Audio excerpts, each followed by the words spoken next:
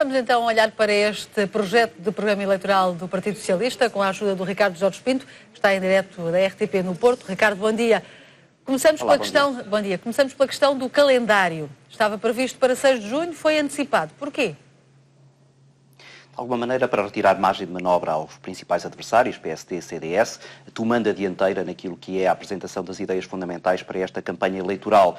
Ao ser o primeiro a apresentar as suas ideias, a partir de agora o Partido Socialista coloca um termo de comparação pelo qual PSD e CDS acabará por ter que se reger. Isto é, quando Pedro Passos Coelho apresentar o programa da coligação, ele necessariamente acabará por ser comparado com este programa de António Costa. Em segundo lugar, para responder às críticas de que António Costa estava a demorar muito a apresentar as suas ideias e de que o seu silêncio acabava por o prejudicar até naquilo que era a avaliação que as sondagens iam fazendo da popularidade do Partido Socialista.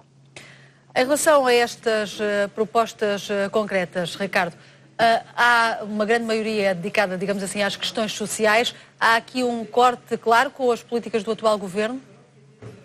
Claramente, e de resto isso fica plasmado no próprio texto que António Costa ontem apresentou com este programa eleitoral. Em cada medida que apresentava fazia a comparação com aquilo que o atual governo não fez. Este é um programa que procura responder aos anseios de um eleitorado que está muito desgastado com a crise que estamos a atravessar. Para os que consideram que o Estado Social está a ser desmantelado, António Costa promete, por exemplo, mais médicos de família.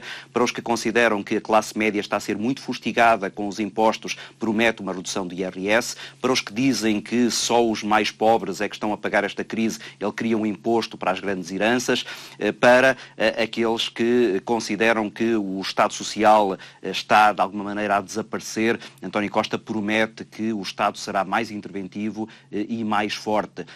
Agora, António Costa terá que responder, certamente, a duas críticas que aparecerão a este programa. Em primeiro lugar, o facto de se poder ser um programa muito despesista. Certamente Pedro Passos Coelho irá perguntar como é que se vai pagar tudo isto. Em segundo lugar, vai-se perguntar sobre a capacidade de resposta que o Partido Socialista, que há 4 anos levou o país à bancarrota, que capacidade de resposta é que o partido terá nesta situação agora particularmente difícil. E é aí que António Costa procura blindar este programa. Por exemplo, em relação às suspeitas de corrupção que envolvem o próprio José Sócrates, ele promete agora maior vigilância nos ministérios que lidam com as obras públicas. E isso é uma tentativa também de cautelar aquilo que é a perspectiva que os eleitores têm sobre a integridade e sobre a responsabilidade do Partido Socialista. E assim, numa primeira análise, como tu dizias, este programa é pensado para agradar aos eleitores, digamos assim, tendo em vista as eleições, ou estas propostas baseadas na análise feita pelos economistas têm base para poder ser cumprida?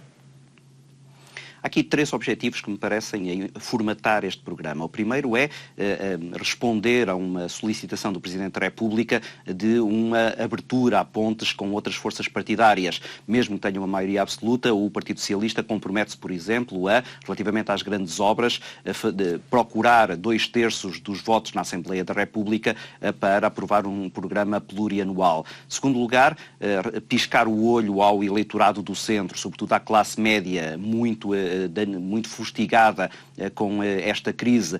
E, em terceiro lugar, o Partido Socialista procura também ter um programa que seja substancialmente diferente daquilo que os portugueses têm avaliado como sendo a estratégia deste governo, exatamente para criar essa clivagem, para criar essa diferença relativamente ao atual executivo.